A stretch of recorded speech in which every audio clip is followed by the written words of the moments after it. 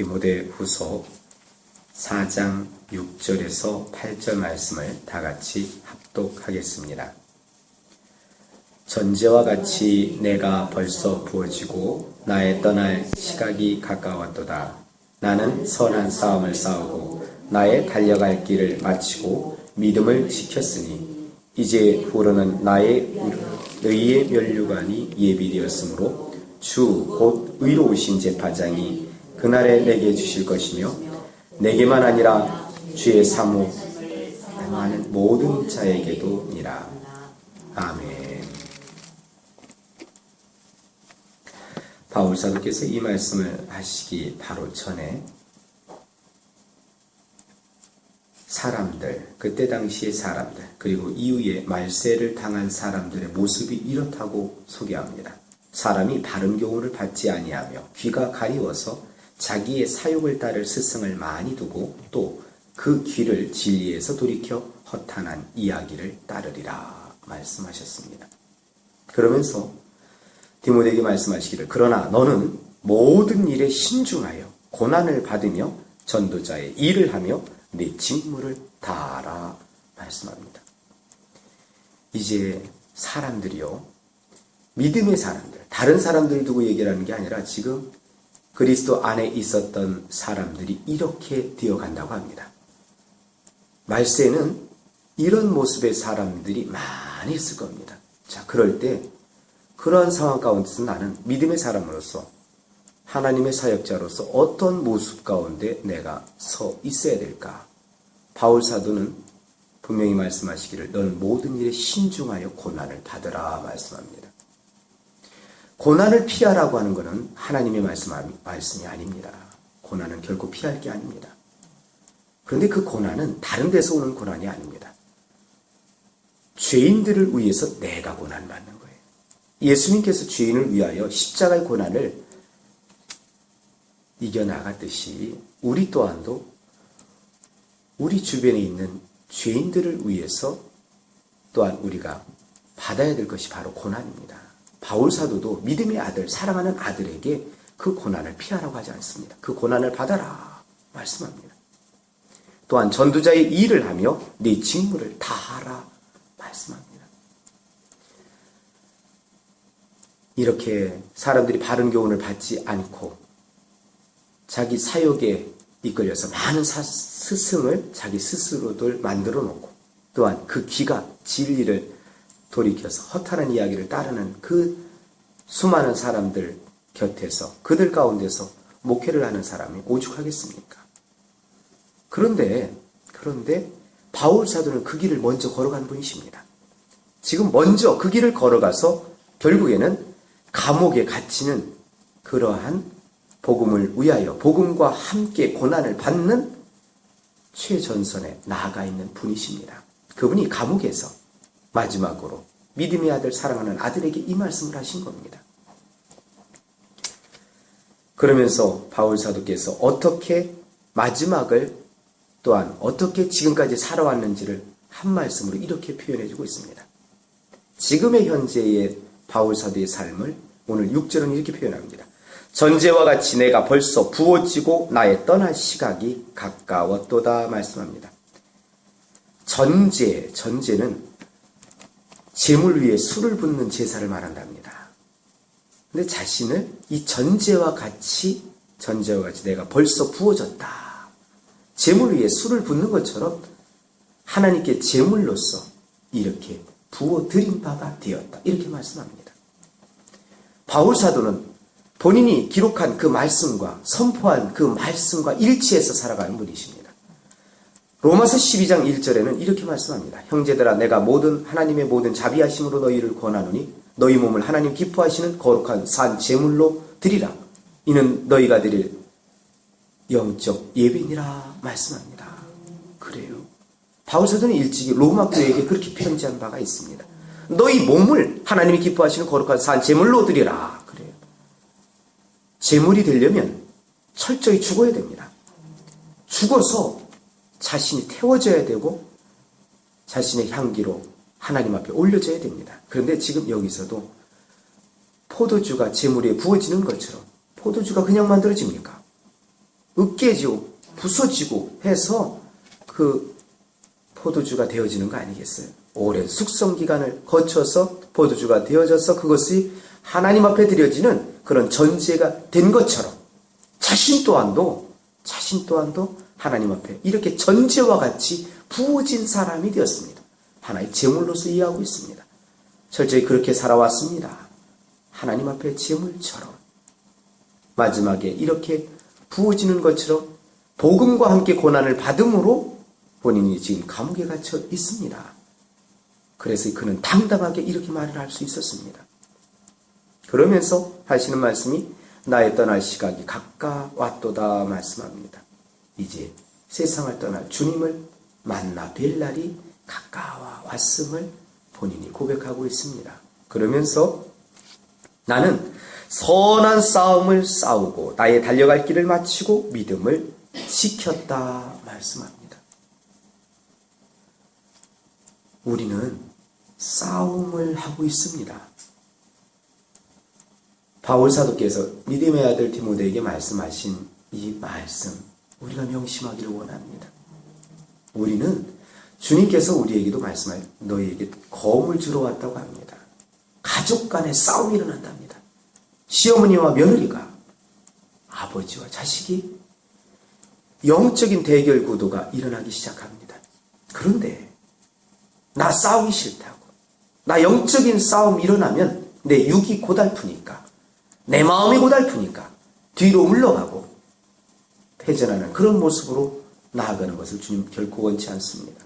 그런데 이 싸움은 영적인 싸움이라고 하잖아요. 그런데 이 싸움에서 이겨나갈 수 있는 힘을 하나님이 공급해 주신다고 합니다. 결코 하나님께서 능력도 주시지 않고 싸우라고 하지 않습니다. 무기도 주시지 않고 싸우라 하지 않습니다. 유일한 공격용 무기를 우리에게 하나님의 말씀, 성령의 검으로 우리에게 주신 바가 있습니다. 또한 그 무기만 있어서는 안 돼요. 무기만 있어서는 안 되는데 그 마음 가운데 군인에게는요, 강하고 담대한 마음이 있어야 됩니다. 그런데 하나님이 그걸 주셨다고 하잖아요. 하나님이 우리에게 주신 것은 두려워하는 마음이 아니랍니다. 오직 능력과 사랑과 근심, 절제하는 마음을 우리에게 주셨다고 합니다. 디모데에게 바울 사도가 일찍이 디모데 후서 1장에 말씀하신 바가 있습니다. 그래요. 바울 사도는 그 선한 싸움을 계속 싸워왔다고 그래요. 저도 늘 싸우고 있습니다. 그런데 싸움의 대상이 누군지가 중요하겠죠. 내 자신입니다. 싸움의 대상이 내 자신이에요. 내 육이 있습니다. 내 육신이 있어요. 내 육이 원하는 게 있습니다. 육신의 소욕이 있어요. 그런데 성령이 원하시는 게 있죠. 그런데 많은 사람들은, 대부분의 사람들은 이 육신에 이끌리는 대로, 육신이 시키는 대로, 육신이 감동 주는 대로 움직이면서 살아가요. 그러면 백전백패합니다. 그렇게 싸우면 계속 패합니다. 그러면서 후회합니다. 무릎을 치면서 후회해요. 땅을 치면서 후회한다니까요. 내가 왜 이랬을까? 그 육신을 따라갔을 때는 그렇게 후회하게 됩니다.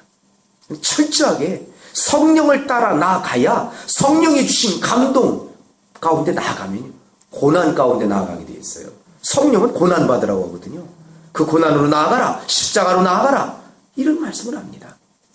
철저하게 내 자신과의 싸움에서 승리해야 됩니다.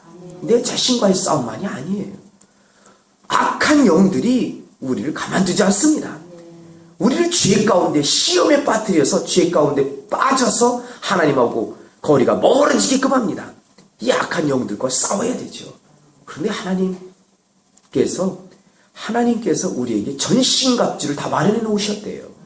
하나님이 마련해 놓으신 그 전신갑주를 입어야 그 악한 영들과 싸울 거 아니겠습니까? 그래요. 그런 하나님의 전신갑주를 철저히 입고 악한 영들과 싸워야 되고, 철저히 우리 안에 보내주신 성령 따라서 성령이 지시하는, 성령이 감동해 주시는 그 바대로 한 걸음 한 걸음 뛰어나가야 됩니다. 그래 내 자신과의 싸움에서 승리할 수 있습니다. 그리고 우리는 보통 이야기합니다. 이 세상과 싸워야 된다고 합니다. 세상 가치관 바깥에 나가보세요. 그러면 수많은 세상이 우리를 넘어뜨리려고 합니다. 주님을 더욱더 사랑해야 됩니다.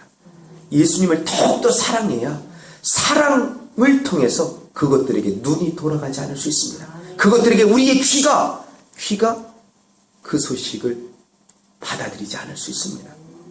바울 사도가 선한 싸움을 싸워서 승리할 수 있었던 비결, 성경을 통해서 말씀하시기를 하나님의 말씀과 기도로 거룩해진다고 하죠. 하나님의 말씀과 기도를 통해서 끝까지 지금까지 왔습니다. 지금까지 왔어요. 선한 싸움을 싸웠다고 하고 또 하나는 나의 달려갈 길을 마쳤다고 합니다. 여러분, 바로 전에 디모데에게 하신 말씀이 있어요. 네가 고난을 받으며 전도자의 일을 하며 네 직무를 다하라. 5절 말씀을 통해서 하셨습니다. 우리는 경주하는 자와 같습니다. 디모데후서 2장 5절에 그러죠. 경기하는 자가 법대로 경기하지 아니하면 승리의 관을 얻지 못할 것이며 말씀합니다. 우리는 경기하는 사람입니다.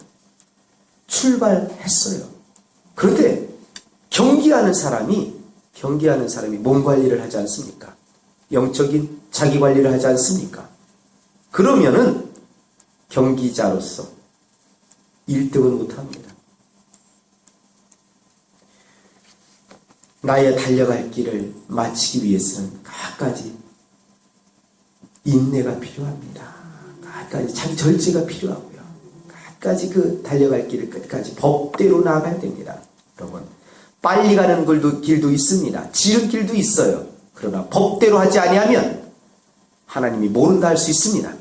하나님의 법대로 철저히 하나님의 말씀에 준해서, 말씀에 근거해서, 또한 성령의 인도 따라 나아가야 달려갈 길을 온전히 마칠 수가 있습니다. 또한 믿음을 바울 사도는 지켰다고 합니다. 믿음은 지키는 겁니다. 하나님께서 구원받는 믿음은 은사로, 은혜로 주셨어요. 주셨는데 그 믿음을 끝까지 지켜야 됩니다. 믿음에서 떠나도 안 되고 믿음에서 돌아서도 안 됩니다. 끝까지 그 믿음을 지키기 위해서 부탁드리고 싶은 것은 말씀을 계속 들으세요. 로마서 10장 17절은 구원받는 믿음은 들음에서 나며 들음은 그리스도의 말씀으로 말미암는다 말씀합니다. 그러나 그 구원받는 믿음으로 끝나는 게 아니에요. 베드로서 2장 2절은 순전하고 신령한 젖을 사모하라. 갓난 아기같이 순전하고 신령한 젖을 사모하라. 왜요? 이는 그로 말미암아 구원에 이르도록 자라게 하려 함이라 말씀합니다.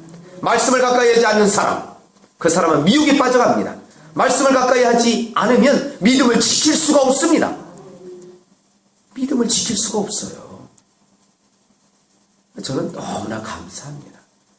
시간마다 하나님의 말씀을 들을 수 있기 때문에, 말씀을 전하는 자리에 있다 보니까 하나님의 말씀을 들어야 말씀을 전할 수 있어서 무릎 꿇을 때마다 하나님 앞에 말씀을 듣고자 할 때마다 주님께서 말씀을 주십니다.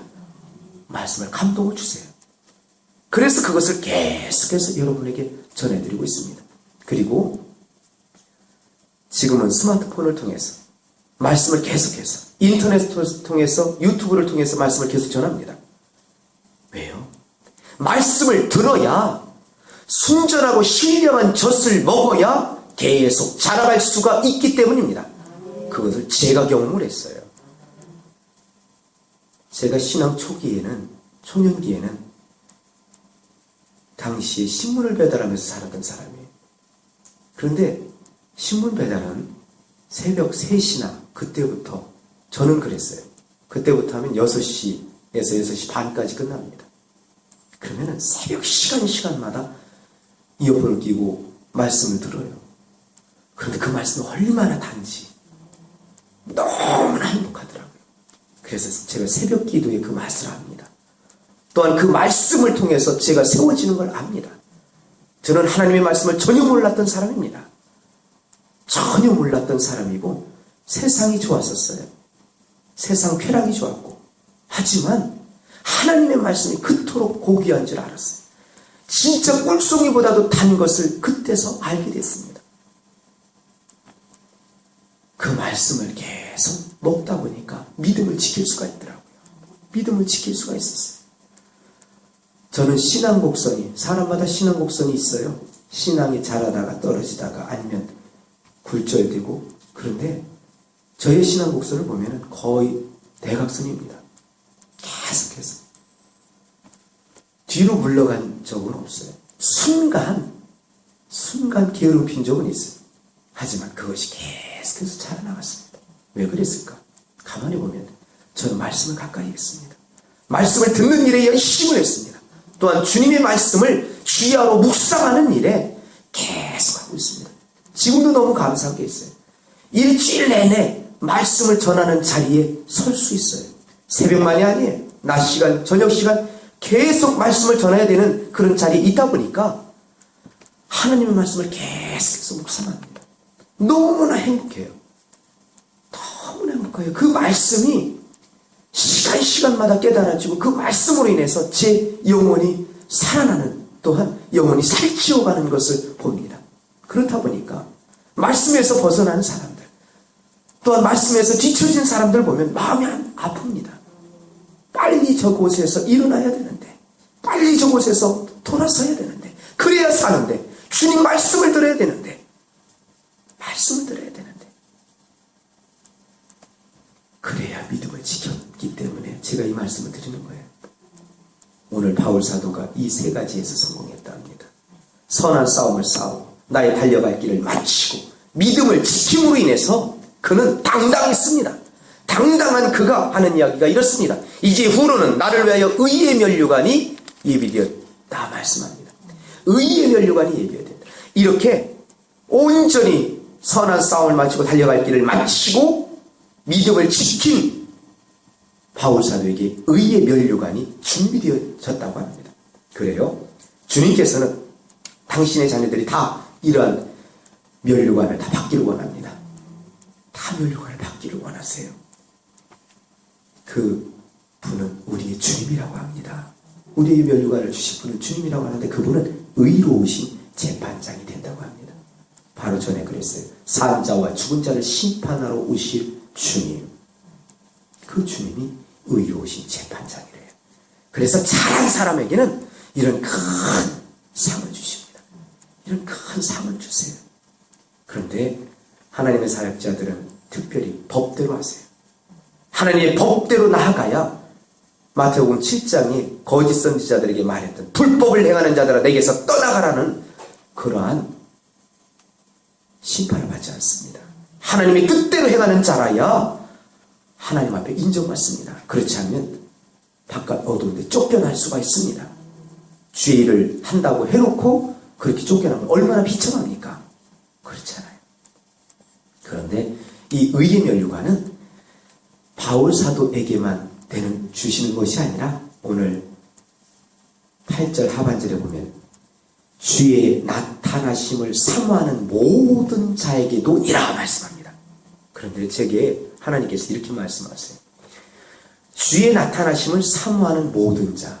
주님께서 의로우신 재판장으로 산자와 죽은 자를 심판하실 재판장으로 오시는 그분을 사모하는 사람들은 누구일까? 생각을 해보세요. 주님께서 이 땅에 오시는데 심판하러 오신답니다. 판결하러 오시는데 의를 행한 사람에게는 이러한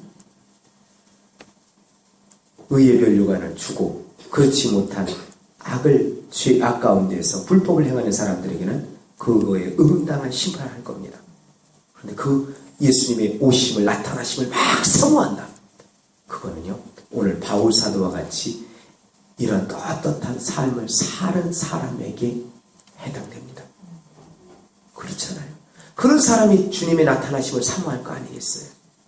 주님 빨리 와주세요. 그러면 고난 가운데서 늘 승리로 나아갔던 사람, 믿음 안에서 믿음을 지키며 나아갔던 사람이 주님의 나타나심을 사모합니다. 저는 바라기는 그렇습니다.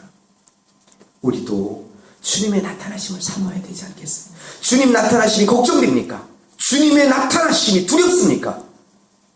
그러면 우리가 빨리 방향전환을 해야 되겠죠. 온전한 회개의 자리로 들어가야 되겠죠. 본인이 알아요. 본인 영이 알고 본인이 마음이 압니다. 주님 나타나심을 사모하는 자리로 나가기 위해서 철저히 오늘 바울 사도가 걸어갔던 선한 싸움을 싸우고 나의 달려갈 길을 철저히 마치며 또한 믿음을 지켜나갈 수 있는 우리 한 사람 한 사람 되기를 소망합니다. 그래서 주님으로부터 모두 다 의의 면류관을 다 받아 쓸 수 있기를 소망합니다.